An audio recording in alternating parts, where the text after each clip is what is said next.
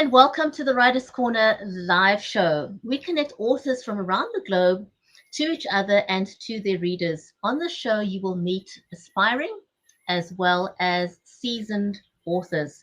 Our featured author for this week is none other than Mike Towle. Mike is a ghostwriter, an author, an editor, a book publishing consultant who has authored or ghosted more than 30 books and been published by the likes of Harper Collins, Rutledge Hill Press, Triumph Books, WND Books, and Fitting Words. So don't go away. We will be right back with the Writers' Corner live show.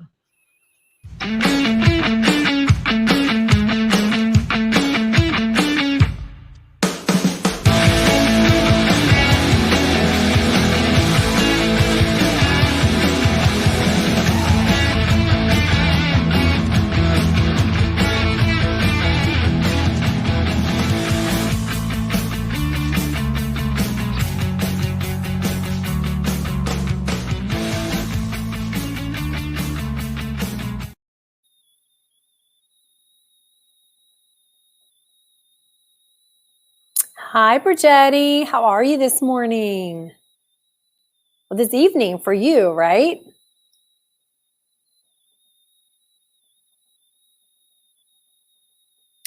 Okay, well.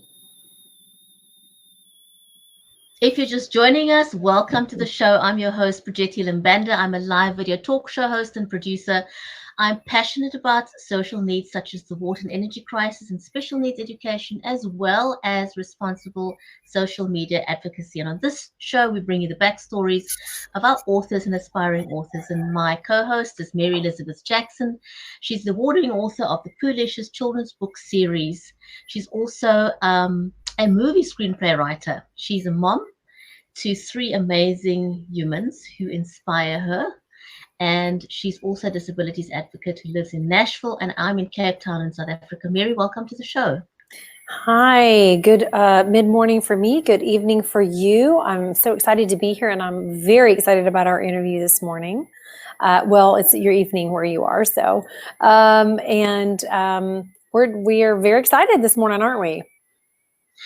Yes, absolutely. Mike is an accomplished author and ghostwriter. He's authored and ghostwritten more than 30 books, he says. I know, isn't that wild? Crazy. Publishers like Harper Collins, Triumph Books, WND Books, Rutledge Hill Press, Cumberland House, Fitting Words. He is an author of note. He's ghostwritten about Ben Hogan, Bobby Jones, football stars Walter Payton and John Unitas, Joe Biden. He's written about the football coaches Lou Holtz and Vince Lombardi, also about the women's basketball coaching legend Pat Summitt, and football turned Star Wars hero Pat Tillman. Wow, I mean, this is amazing. He's been writing, he says, since he was 15 years old as a sophomore in high school, and he started his full-time career with the Fort Worth Star-Telegram and National Sports Daily and the Nashville Tennessean. And he has, get this, he has edited more than 150 books. I know, isn't that amazing? Wow. I know, right? I can't wait to have him on the show and dive right in. But before we invite him on, I want to say a huge big welcome to our live audience on LinkedIn and our live audience on Facebook. A warm welcome to all of you. And we are now going to introduce you to Mike Towle.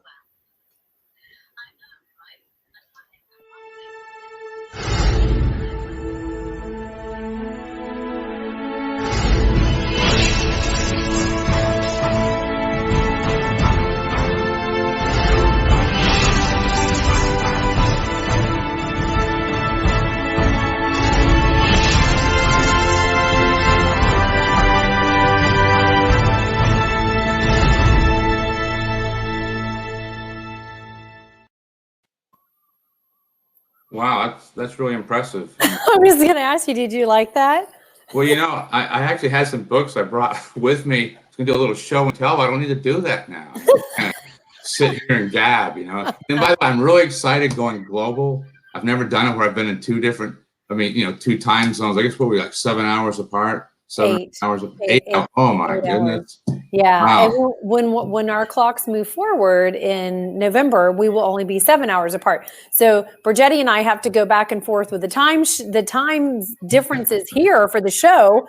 Yeah. 6 months a year we're at 10 a.m. and 6 months a year we're at 11 a.m. and it's quite crazy. I'm getting jet lagged just thinking about this. Can you get jet lagged by sitting? By just sitting for That's talent. That's really exciting. That's talent. Yeah. So we are globally, we have people who do watch us in, we've got author friends who we've interviewed in Canada and Australia, and we've got friends in England and Ireland. And so a little bit of, Denmark, kind of people all over the place. So it's a lot of fun to be able to meet people and have this ability to do this. It's fantastic.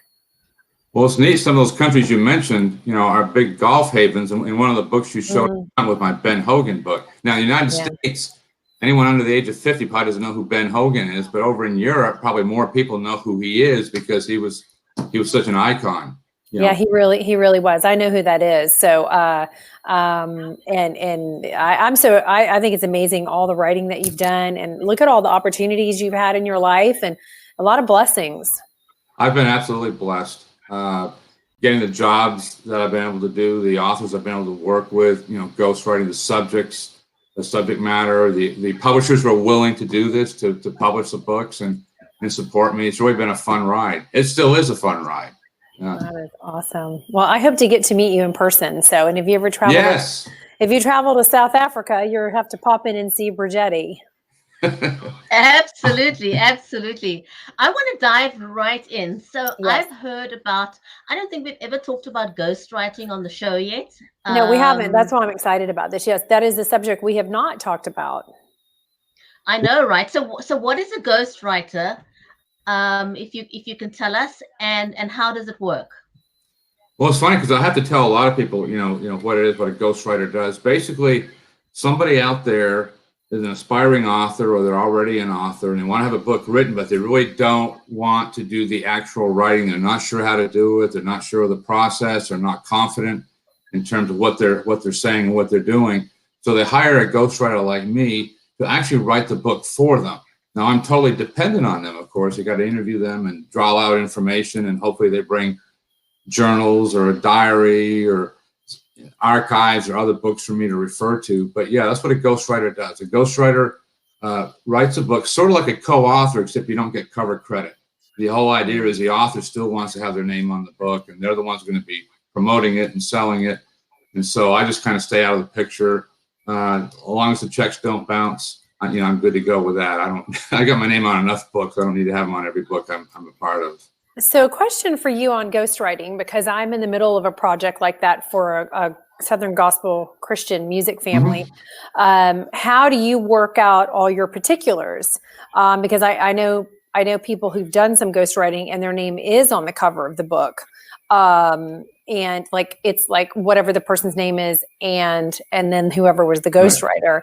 And then the contracts have to be signed, through the publisher, or if they're self-publishing. And do you do 50-50 everything, or how do you work that out? Because that, for anybody who's listening out there, this is information for them.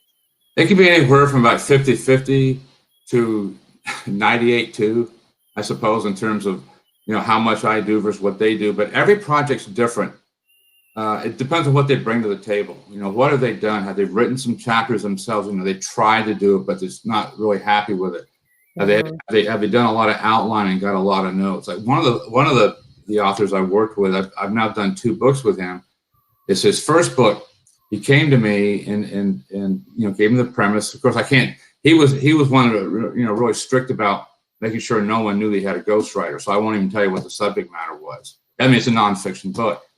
But he had like 100 pages of just kind of a scattershot notes, some things he had written down, some people he'd met along the way and writing about them, talking about his own experiences.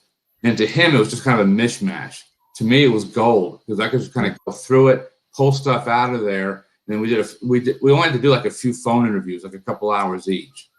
And so that I was able to use what he gave me for what I call this mishmash of stuff. Right. and combine that with the interviews. And I had to do a lot of research, but I knew where to go to do the research to get all this stuff and kind of put it all together. And then, you know, those are the ingredients. Now I get to sit down and cook it. I get to write it and pull it all together. So that's kind of one example, but every book is different depending on what the author brings to the table. And do you limit yourself to a specific subset of topics, or are you quite open to ghostwriting just about anything as long as they give you the nuts and bolts? I'm kind of halfway in between on that. There's probably 7 or 8 genres I'm most comfortable with. You know, memoir, biography, self-help book, you know, business book, you know, that sort of thing. I've done some. I haven't ghostwritten cookbooks, but I've been very hands-on working with them. I mean, I'm not much of a chef. I mean, I can do some stovetop stuff, and you can write though. I can write. Yeah. And you know, it's interesting when you are ghostwriting, because this is kind of the conundrum that I've been in. You as a writer are not making up the character of the person that you're ghostwriting about. You have to have their legit, you have to sit down, you have to have those audio recordings, those video recordings, those scrap notes, or whatever it is that they've done, because you're not making up a character. I mean, you're doing it verbatim of their life, and it's so different. Well, that's why, you know, you can't, you know, I don't think, well, I mean, I can't ghostwrite a fiction book. I'm a nonfiction guy. I've never written a fiction book. I've sat down at, 1 o'clock in the morning thinking, gee, I need to do something, and start writing it and wake up in the morning to see what I've written is total garbage. So I just kind of stay away from that. But yeah, it's something where, the author comes and provides the stuff, and you just do what you can with it. And I think the biggest thing is in doing that, you guys, is they say, finding the author's voice. I think everyone has a different definition of what exactly that entails. So what I do when I ghostwrite a book, I've talked to the person. By then I've interviewed them and taped some conversations and transcribed some. But so you're going to get a feel for the rhythm of how they speak and how that translates to writing. So what I'll do is I'll write the first chapter, and then I'll send it to them and say, just, don't expect for this to be the final product. I'm just trying to get us synchronized in terms of getting your voice, and they'll look at it and they'll send it. I had one gentleman I did the first chapter for, and he wrote me back saying, this is not working. I don't like it, blah, blah, blah. And I said, what don't you like? Just give me 2 or 3 things. And he told me, and I went back and fixed it, sent it back to him. He loved it. And that gave me a blueprint to do the rest of the book with. So that's, if the person's comfortable when they're reading it to say, yeah, that's kind of how I think and talk, then you're good to go. That's great. That's good advice, though. Very good advice. Well, I hope so. I mean, it's work, but it's a little bit, you're on kind of pins and needles a little bit at the writer. Most writers, they won't admit it, but they're kind of insecure. I think there's more insecure writers than there are introverted writers. I think they're more insecure in terms of, you want to get good feedback. You don't want the guy to fire you or whoever it is you're writing for. Right. But you just want to kind of make sure they're comfortable with what you're writing, so that the rest of the process will go pretty smoothly. You can focus on, writing the book, not, reconfiguring nuts and bolts and putting the engine back together. Right. Well, okay. So you are a book publishing consultant. So Yes. Do you want to talk to everybody about, kind of what that means? There's so many different kinds of publishers, traditional and boutique, and, you've got publishing companies that will publish some people, and then some people, they just, help along the way. Mostly what I do is I work with self-publishing authors. There's more books, many more books being written now than there were 20 years ago. And it's because, self-publishing has become such an accessible avenue for people who want to get published. It's harder and harder to get a traditional deal with a traditional publisher. Mm-hmm. So what I do, probably at least half my work, is work with authors who know that their best bet is to self-publish a book. They can get it out faster. They can keep control of the content. They keep 100% of the revenues. Yeah, they got to do all the work in terms of getting the book written and then getting it edited, getting it typeset, getting the cover design, getting the book published. And that's only half the job. The other half of the job is once it's done, then you got to go sell and market the book. Yeah. What I usually do is I have like a menu of services starting from scratch.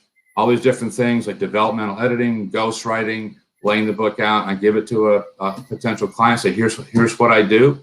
Pick and choose what you want me to do. I can do as much or as little as you want. Here's the prices, how they're figured out, and boom, we determine what they want on the menu, and then I do like a one-page agreement with them, kind of spelling out all the terms, and off we go. And I like that. I really like that you've got a menu, a niche. Yeah, you've got a niche, and you've got a menu to work from. Because I think, it's when somebody starts a project like this, it can be pretty overwhelming, especially if you don't understand the process. But if you've already got a list of tick boxes that people can say, I want that and that and that and that, it kind of already sets the framework of what you'll be doing, and what it kind of, I think it also manages the expectations of what it is that you're going to deliver. Well, it brings them a certain comfort level. They don't really know what's involved going in, and they see this menu, and I keep it to one page, and there's like 15 items on there, but they can go down and see, here's everything involved in a book. And if there's anything in there that you don't think you need or don't want or whatever, you don't need to do it. You get to decide, and I'll tell you if I think there's something wrong or you're not doing it. That's what they're paying me for, to consult with them. And so their biggest concern is, how much is this going to cost me, and what kind of a time frame are we talking about? And I always, for projects I'm working on, so I just tell them, each time you complete another step or you send a review back to me, you go to the bottom of the stack, and I just kind of go through first come, first serve in doing the book. So they know what's involved, they're comfortable with it, they can budget for it. I'll work with people. I understand not all people, they're not all wealthy, they don't have thousands of dollars sitting around to do a book. So, that's the biggest thing, is it helps them deal with the trepidation of doing a book when they see everything in front of them up front, and then get working on it. And it really becomes a fun process. It's hard work for both people, but it becomes a fun process when you know what's involved and what the roadmap is that you're following.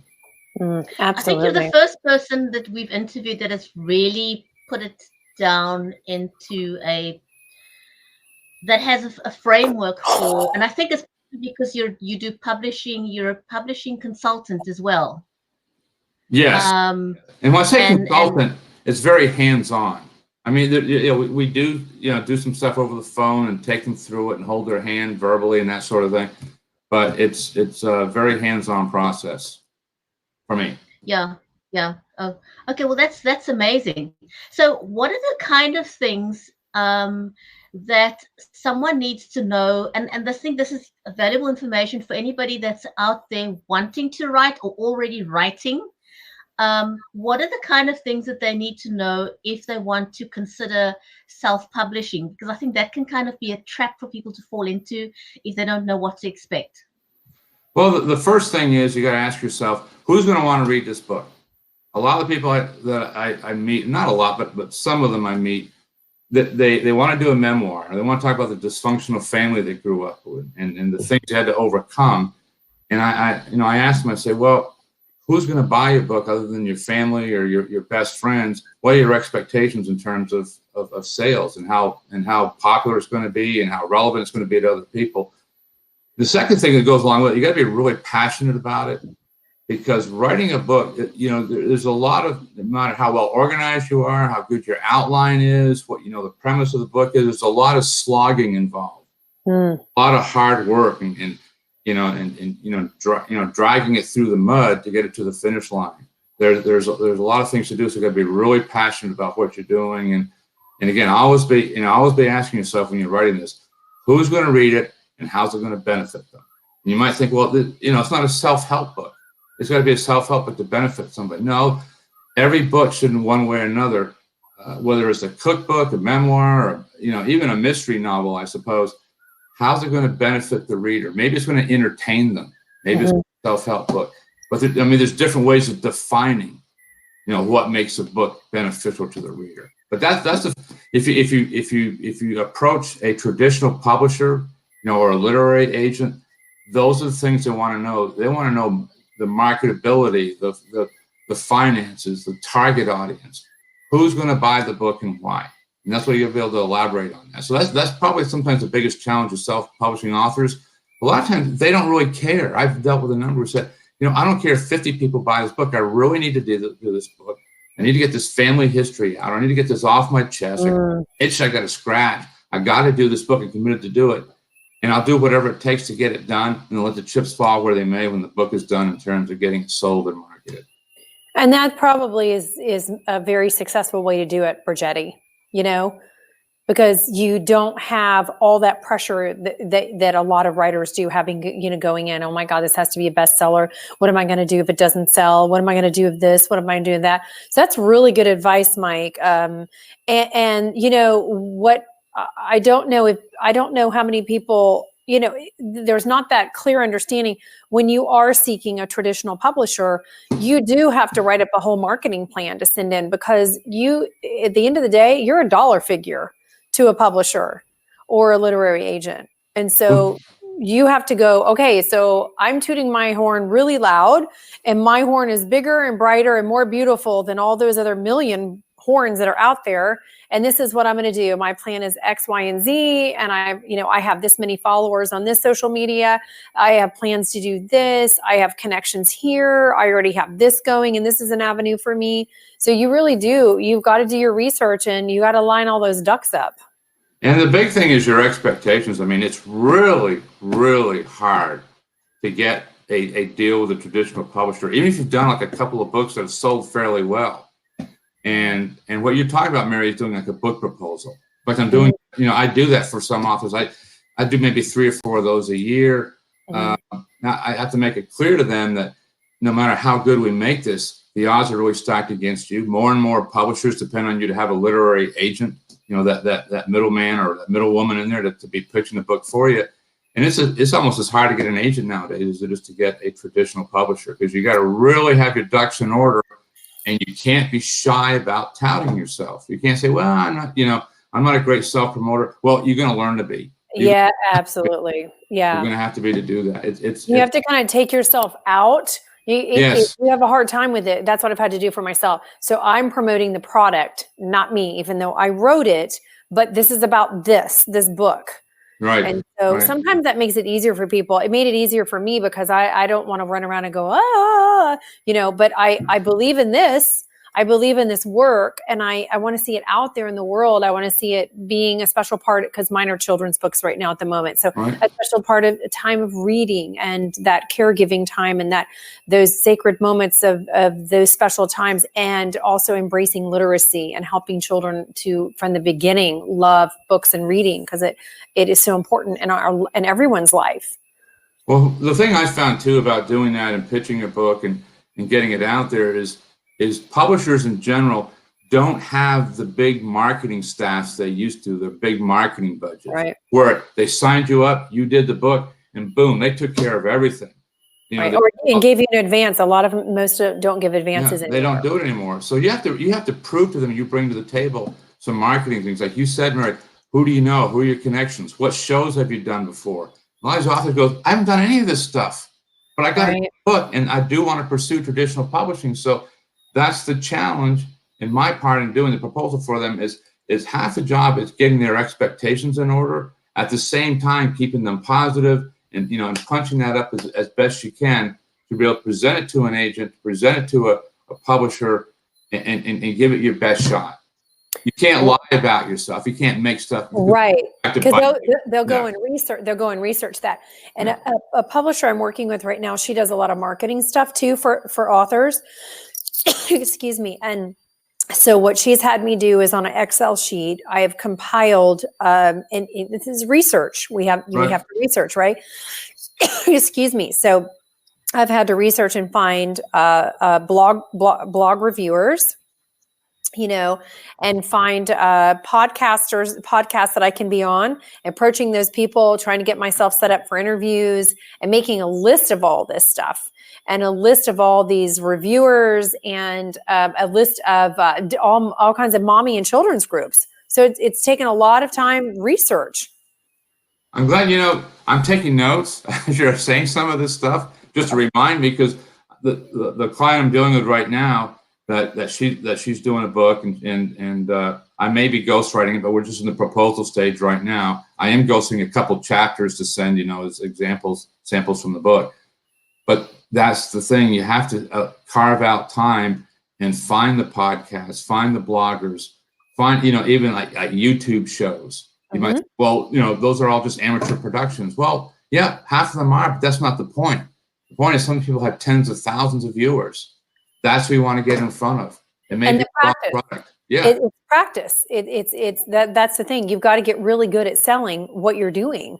So sign up, call every library that you can to do an event, call the schools, call, I've done things at, Pottery Barn Kids. I've been in a store by the kids' furniture having a book event, So, you never know. And then I met an editor of a newspaper at another town in Kentucky, and that started that whole relationship, so our friendship. So you just never know, and you never need to leave any rock unturned. And it does require sitting down and doing the grunge work. I call it the grunge work, Well, it's all accessible to you. I mean, that's the thing about self-publishing. There's three things. Laptops are affordable.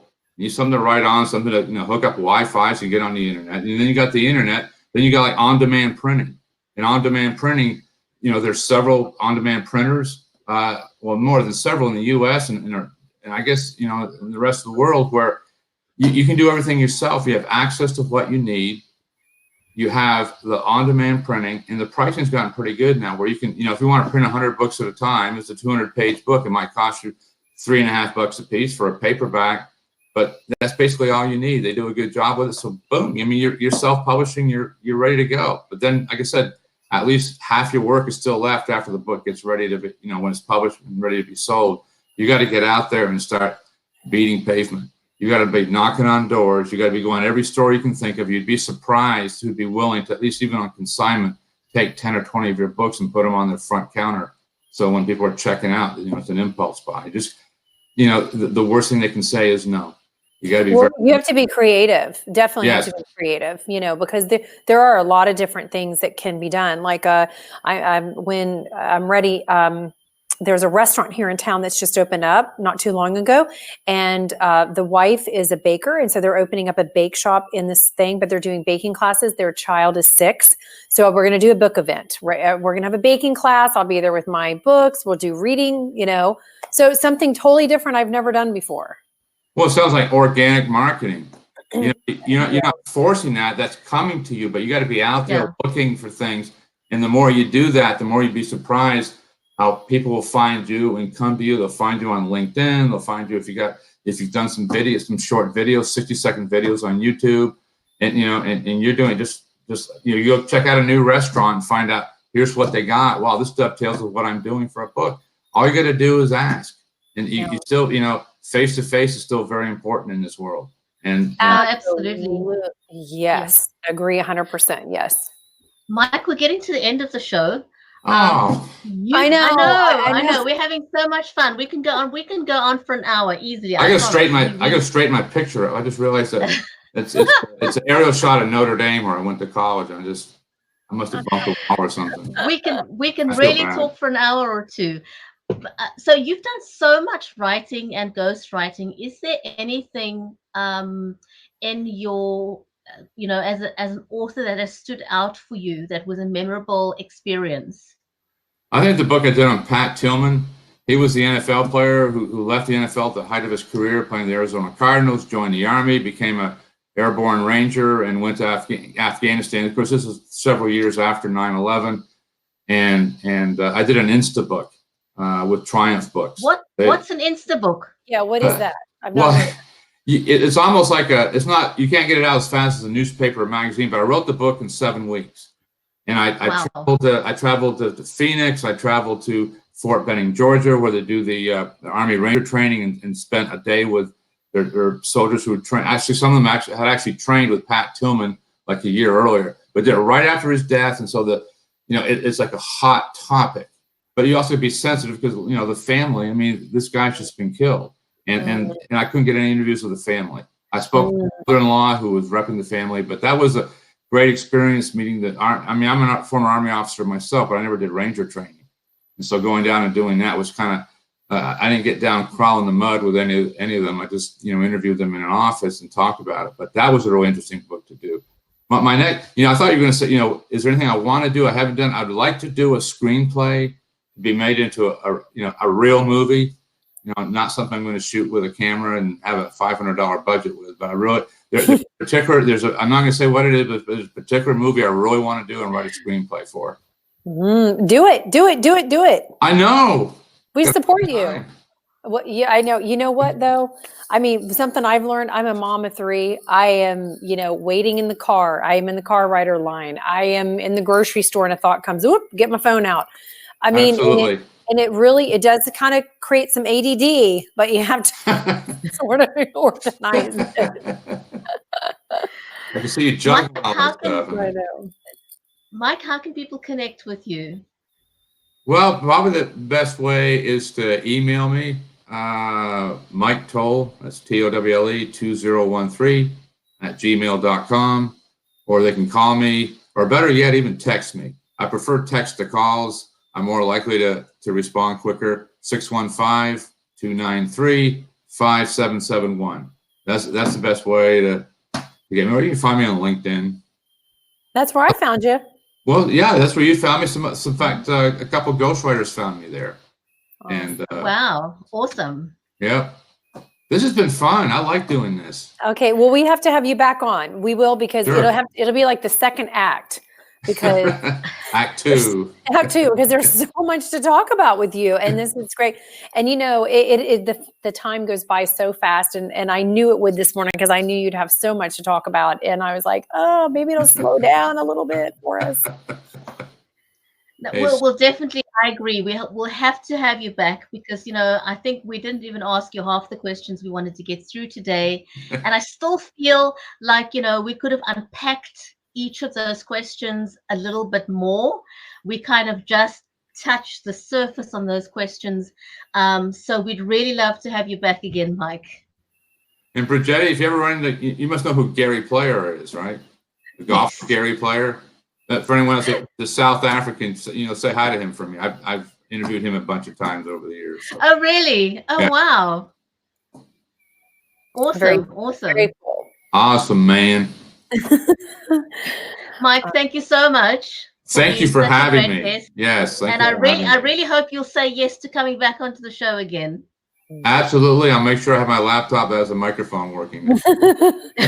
You did great. Thank you, Mike, so much for spending today with us. And I hope that you and I get to meet in person. Absolutely. You got it. All right. Thank you. Bye-bye we're both saying bye from Tennessee. Yeah. Bye-bye. Bye, Brigitte. And bye from Cape Town, everyone. Thanks for joining us live.